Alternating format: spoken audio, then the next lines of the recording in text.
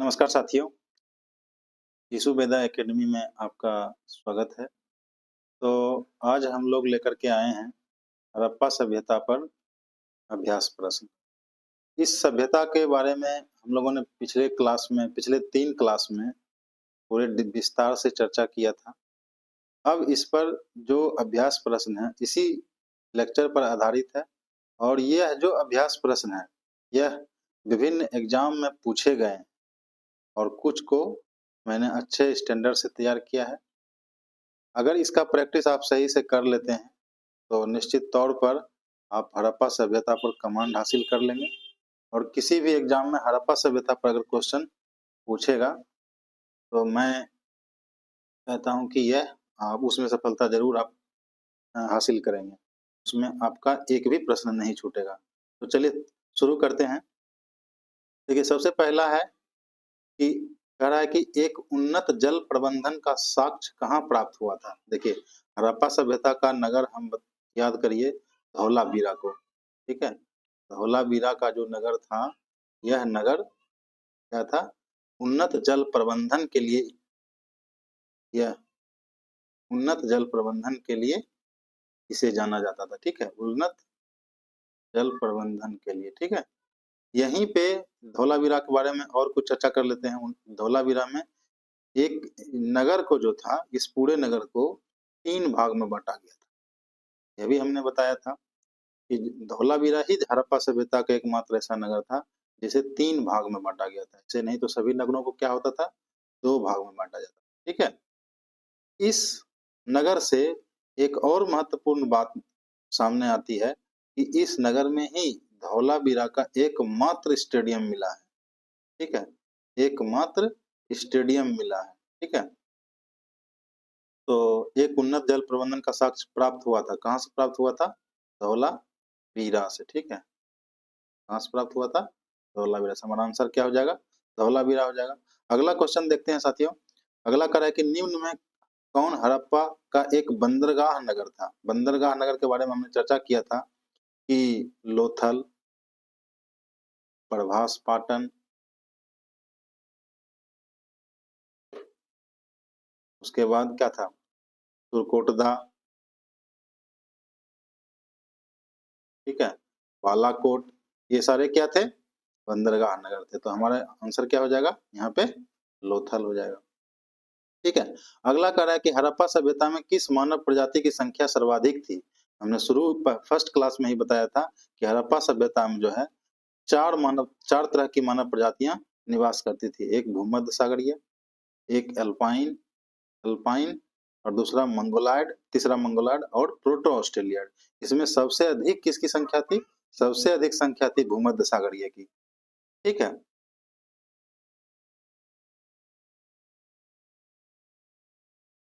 उसके बाद अगला क्वेश्चन है साथियों, सिंधु घाटी सभ्यता का पतन वाह एवं आर्यों के आक्रमण के कारण हुआ। यह कथन किसका है? साथियों, इसके लिए हमने ट्रिक भी बताया था कि garden garden child and wheeler, ठीक है। हमने शुरू में ही बताया था कि साथियों, इसके लिए हमने ट्रिक बताया था कि चाइल्ड और व्हीलर बोले बाहर से आए किलर। हमने ट्रिक बताया था चाइल्ड और व्हीलर बोले बाहर से आए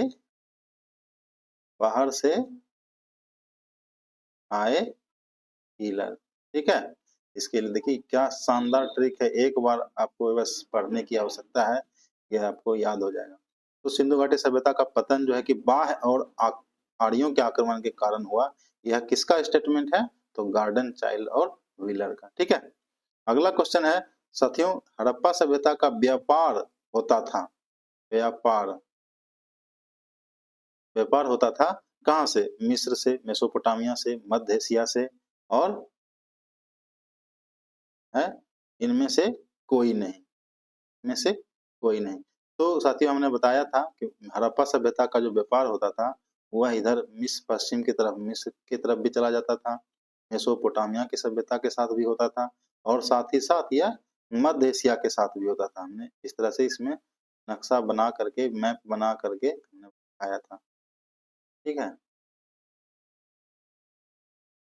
ठीक से बन नहीं रहा। ये इधर इस साइड में मध्य एशिया हुआ, इधर पश्चिम चल जाइए, इधर मेसोपोटामिया की सभ्यता हुआ, इधर अफ्रीका तरफ चल जाइए, अफ्रीका में मिस्र की सभ्यता हुआ। तो हड़प्पा सभ्यता का जो व्यापार होता था वह तीनों से होता था। हड़प्पा सभ्यता का व्यापार होता था मिस्र से, मेसोपोटामिया से और मध्य एशिया से। इनमें से कोई नहीं। यहाँ तीनों आंसर हो जाएगा, इनमें से सभी ने होना चाहिए था यहाँ ऑप्शन, इनमें से सभी होना चाहिए था ऑप्शन। ठीक है, आंसर क्या हो जाएगा हमारा? हो जाएगा। ठीक है, अगला क्वेश्चन है साथियों, सिंधु घाटी सभ्यता संबंधित है किस युग से? प्राग ऐतिहासिक युग, आद्य ऐतिहासिक युग, ऐतिहासिक युग और नवपाषाण युग। साथियों हमने पहले ही बताया था कि सिंधु घाटी सभ्यता का जो भी साक्ष्य मिले हैं हमको, वो पुरातात्विक आधार पर उसको एनालाइज किया गया है। मतलब उसका जो जो चीज मिल रहा है उसके आधार पर हम या इतिहासकार ऐसा सोच रहे हैं कि सिंधु घाटी सभ्यता का समाज ये ऐसा था, वहाँ पे ये चीजों का यूज होता था, यहाँ यहाँ के लोग यहाँ यहाँ से व्यापार होते थे। लेकिन वहाँ के जो भी लिपि मिले हैं, जितने भी लिपि मिले हैं, जो भी लेख मिले हैं, उस मिले तो हैं, लेकिन इसको पढ़ा नहीं जा सका है। ठीक है, पढ़ा नहीं जा सका है। ठीक है, तो जो भी इसके बारे में अभी तक हम लोगों ने जानकारी पढ़े हैं वो किस आधार पर पढ़े हैं? यहाँ पे जो वस्तुएं मिली है उसको क्या बोलते हैं? पुरातात्विक साक्ष्य। जो भी वस्तुएं खुदाई में मिली है उसको क्या बोलेंगे? पुरातात्विक साक्ष्य। तो पुरातात्विक साक्ष्य के चीजों के आधार पर इनकी सिंधु घाटी सभ्यता की व्याख्या की गई है। ठीक है, लेकिन वहां जो भी लेख मिले हैं, जो जैसे कि लिपि हुआ, मोहरों पे लेख हुआ, उनको पढ़ा ही नहीं जा सका है। तो पढ़ा हमने पहले ही बताया था, पहले बता चुके हैं हम कि जिस युग में, यानी कि ऐसे युग जिसमें साक्ष्य तो पुरातात्विक भी हैं और लिखित साक्ष्य भी है, लेकिन लिखित चीजों को पढ़ा नहीं जा सका है, उन्हें कहा गया था आद्य ऐतिहासिक युग। तो आप देखिए यहाँ सिंधु घाटी सभ्यता भी तो उसी तरह से है। यहाँ पर भी जो लेख लिखे मिले हैं उसको पढ़ा नहीं जा सका है, यानी ये किस युग से संबंधित हो जाएगा? आद्य ऐतिहासिक युग से। ठीक है, अगला क्वेश्चन है साथियों, सिंधु घाटी सभ्यता वैदिक सभ्यता से किस प्रकार अलग थी? साथियों इसके बाद हम लोग पढ़ेंगे सिंधु घाटी सभ्यता के बाद जो है हम लोग का अगला लेक्चर है वैदिक सभ्यता। ठीक है, यानी कि जब सिंधु घाटी सभ्यता का पतन हो गया था तब उसके बाद जो है कि वैदिक सभ्यता यहाँ एग्जिस्ट करा, हाँ हमारे भारत में। कह रहा है कि किस प्रकार से अलग थी सिंधु घाटी सभ्यता और वैदिक सभ्यता, दोनों में कैसे, मैंने किन चीजों के आधार पर अलग थी? तो देखिए सिंधु घाटी सभ्यता के पास विकसित शहरी जीवन की सुविधाएं थी। बिल्कुल, सिंधु घाटी सभ्यता के जो भी साक्ष्य रहे हैं वो वहाँ जो नगर के जो खंडहर मिले हैं वो कैसा था? उनका जीवन जो था शहरी जीवन था, नहीं इस, और जबकि वैदिक सभ्यता जो थी वह ग्रामीण सभ्यता थी साथियों। इसके बारे में हम लोग अभी बाद में पढ़ेंगे। वैदिक सभ्यता कैसी थी? ग्रामीण सभ्यता थी। तो सिंधु घाटी सभ्यता विकसित शहरी जीवन की सुविधाएं थी, इस रूप में भी वैदिक सभ्यता से अलग थी, क्योंकि वैदिक सभ्यता तो ग्रामीण थी, इसमें शहरी थी, इस रूप में ये अलग थी उससे। इसके पास चित्रलेखीय लिपि थी। बिल्कुल, यह भी हमने पढ़ा था कि सिंधु घाटी सभ्यता की जो लिपि थी वह कैसी लिपि थी? चित्रात्मक लिपि थी। ठीक है, चित्रात्मक लिपि थी। ठीक है, उसके बाद है कि इसके पास लोहे और रक्षा शस्त्रों के ज्ञान का अभाव था। यह भी बात बिल्कुल सही है साथियों, यानी कि सिंधु घाटी सभ्यता के जो भी औजार मिले हैं, जो भी वहाँ पे दैनिक वस्तुएं मिली है, वहाँ पे या मूर्तियां मिली है, वहाँ पे लोहा का जो है बिल्कुल उस अभाव मिला है, यानी लोहा पाया ही नहीं गया है। ने पहले पढ़ा है, इसी लेक्चर में पढ़ा है कि सिंधु घाटी सभ्यता जो थी वो कैसी थी? वो कांस्य युगीन सभ्यता थी। कैसी सभ्यता थी? कांस्य युगीन सभ्यता थी। मतलब यहाँ पर अधिकतर वस्तुएं किस चीज की मिली है? कांसा की मिली है, लेकिन इन लोगों के पास लोहे का ज्ञान नहीं था। तो इस रूप में भी ये अलग थे, लेकिन वैदिक सभ्यता में वही है कि लोहा का आविष्कार हो जाता है। लोहा का जो आविष्कार होता है साथियों वह 800 बीसी में है। मतलब 800 ईस्वी पूर्व के आसपास लोहे का आविष्कार, 800 से 1000 ईस्वी के आसपास इस बीच में जो है कि लोहे का आविष्कार हो जाता है। और यही समय है वैदिक सभ्यता की, यानी वैदिक सभ्यता के लोगों को लोहे का ज्ञान था, लेकिन सिंधु घाटी सभ्यता के लोगों को लोहे का ज्ञान नहीं था। तो इन तीनों रूपों में जो है कि सीधी सिंधु घाटी सभ्यता वैदिक सभ्यता से अलग थी। तो हमारा आंसर क्या हो जाएगा? हमारा आंसर हो जाएगा ये डी। ठीक है, हमारा आंसर ये, मतलब ये जो टिक किए हैं सिर्फ इनको सही सही के लिए कर दिए थे, लेकिन हमारा आंसर क्या हो जाएगा? हमारा आंसर हो जाएगा डी, यानी इन तीनों रूपों में अलग थी वैदिक सभ्यता से। ठीक है, कर दिया जाए।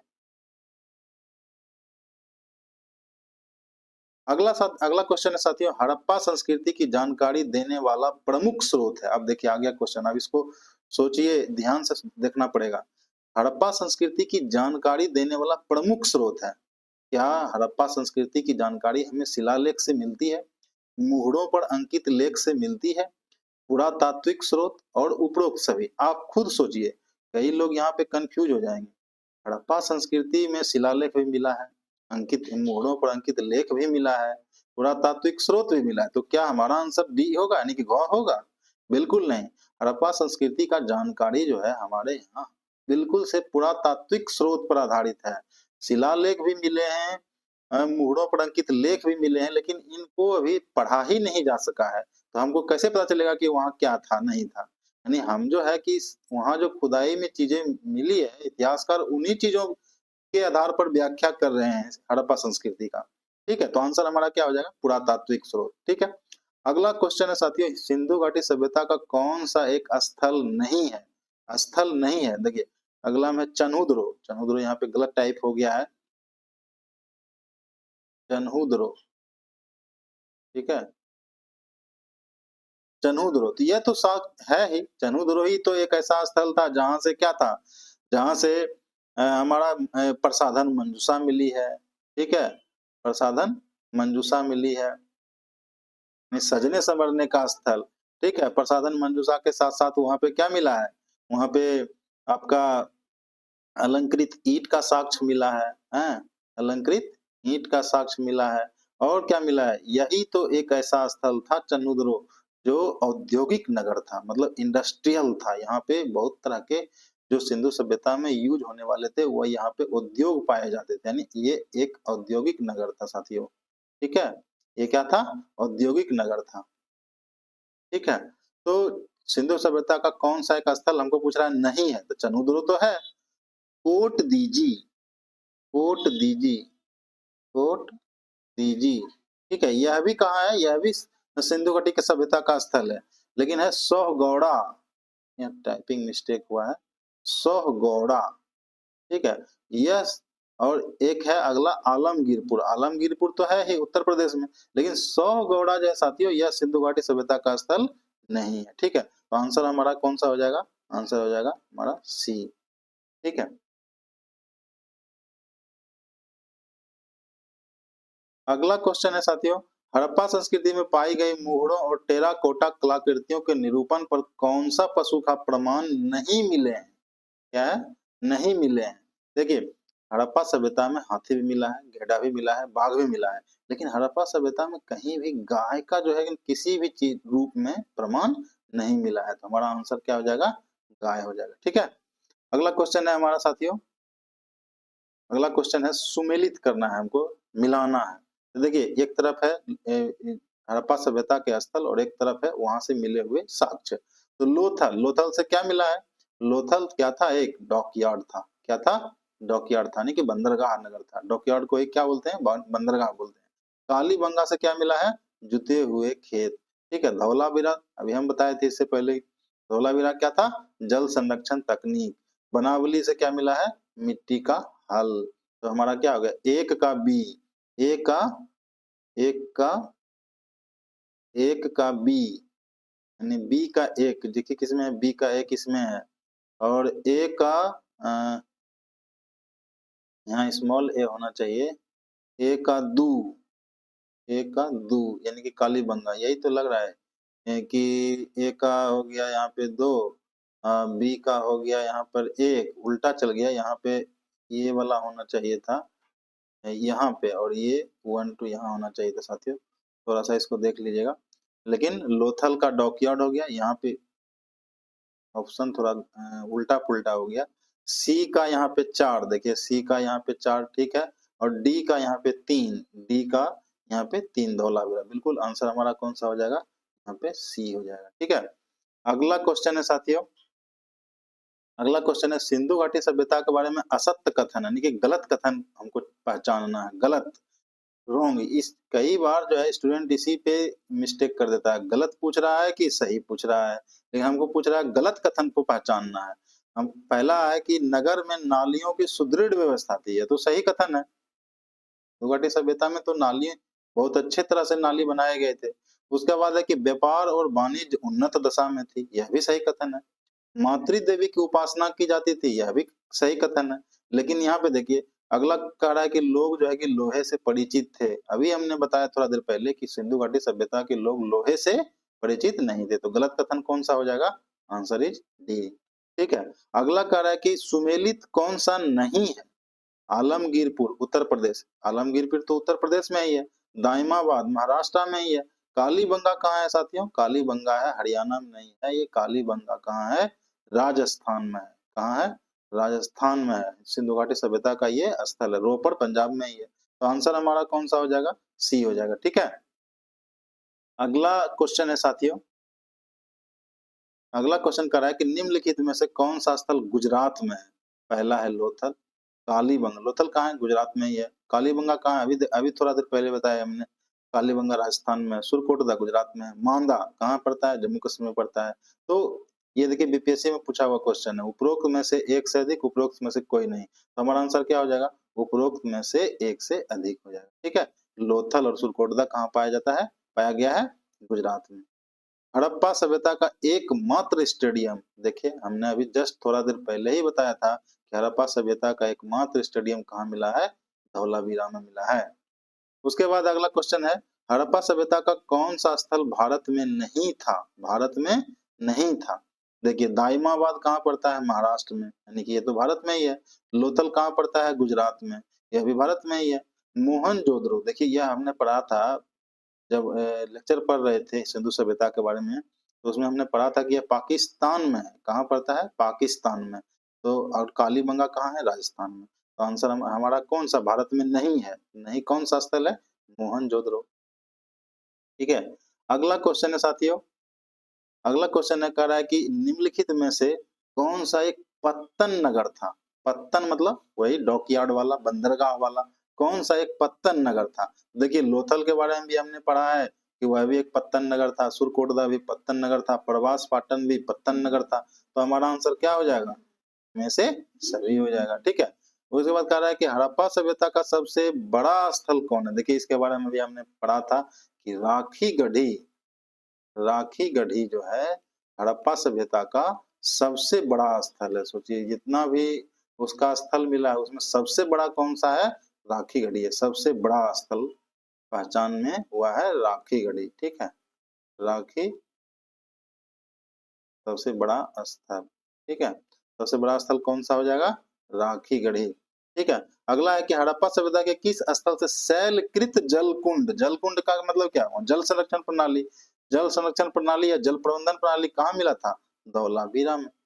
ठीक है, अगला क्वेश्चन है साथियों, अगला क्वेश्चन है साथियों, हड़प्पा सभ्यता के किस नगर को 3 भागों में विभाजित किया गया है। अभी हमने बता चुका है, यह भी कहाँ है, धौलावीरा ही है।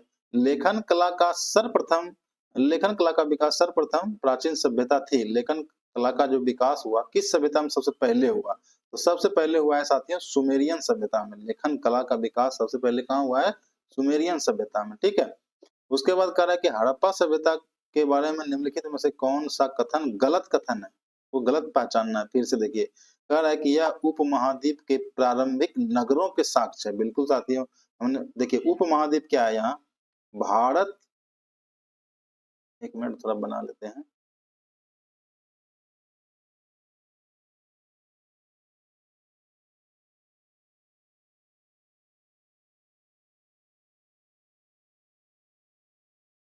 देखिए ये हुआ भारत, यहाँ हमारा यहीं इसके सटा हुआ पाकिस्तान है, ये हो गया हमारा अफगानिस्तान, इधर हमारा श्रीलंका है, इधर बांग्लादेश है, यहाँ पे नेपाल है, यहाँ पे भूटान है।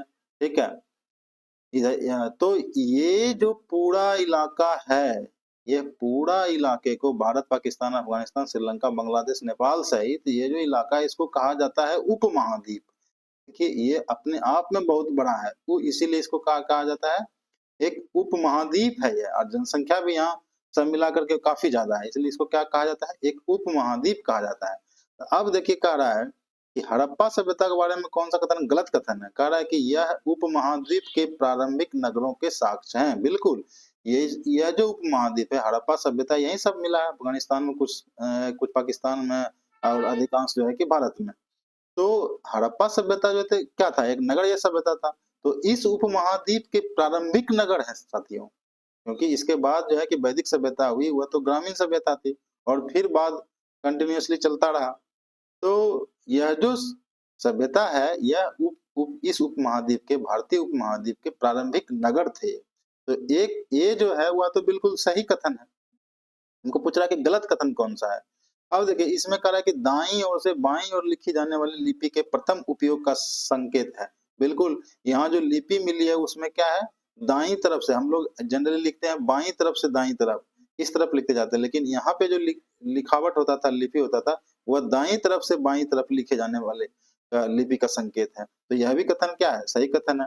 अगला कह रहा है कि मूर्ति बनाने में यहाँ के लोग यहाँ लोहे के प्रयोग के साक्ष्य मिले हैं। बिल्कुल कथन गलत है। हमने अभी भी थोड़ा देर पहले बताया था, और पहले भी बता चुके हैं कि लोहे का प्रयोग हड़प्पा सभ्यता में नहीं हुआ। हड़प्पा सभ्यता एक कांस्य युगीन सभ्यता थी, और लोहे का प्रयोग जो है कि वैदिक सभ्यता में हुआ। तो आंसर हमारा कौन सा सही हो जाएगा, सी हो जाएगा। यही कथन क्या है, गलत कथन है। ठीक है, अगला क्वेश्चन है साथियों, कह रहा है कि हड़प्पा संस्कृति से संबंधित निम्नलिखित कथनों पर विचार करिए। अब देखिए थोड़ा सा स्टैंडर्ड टाइप का क्वेश्चन है, इसको थोड़ा डिटेल से अगर सुन करके और याद रखिएगा तभी बनेगा। कह रहा है कि हड़प्पा संस्कृति से संबंधित निम्नलिखित कथन, अब इस कथन को हमको देखना है, अभी देखना है कि इस कथन में से कौन सा कथन सही कथन बता रहा है। कह रहा है कि हड़प्पा संस्कृति जो है कि सिंध और पंजाब में परिपक्व हुई। बिल्कुल, देखिए सिंध में जो है कि मोहनजोदड़ो, चन्हूदड़ो ये सब नगर थे, और कितना परिपक्व नगर था। पंजाब में रोपड़ था, कितना परिपक्व नगर था। तो हड़प्पा संस्कृति जो है बिल्कुल से सिंध और पंजाब में परिपक्व हुई।